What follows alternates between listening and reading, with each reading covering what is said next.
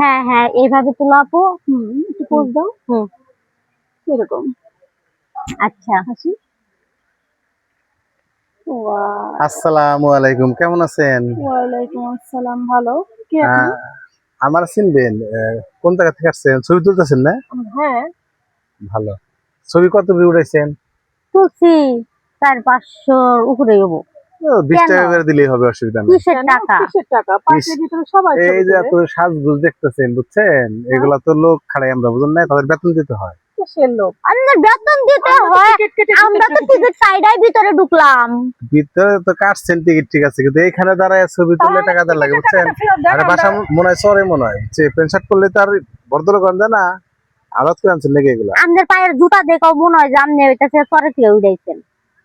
আপু আমার কাছে কথা মফিস মনে হয়। মনে হয় আমরা আমরা মফিস। টাকা দিয়ে ভিতরে ঢুকছি, ছবি তুলতে পারবো না কেন? শুনেন, আপনি আগে আসছেন সাথে কেন ছেলে আমরা মানুষ দুই আসছে বোন কি? আসছি। ছেলে মানুষ আপনাদের সাথে না, আমাদের ছেলে মানুষ কেন আসবে না।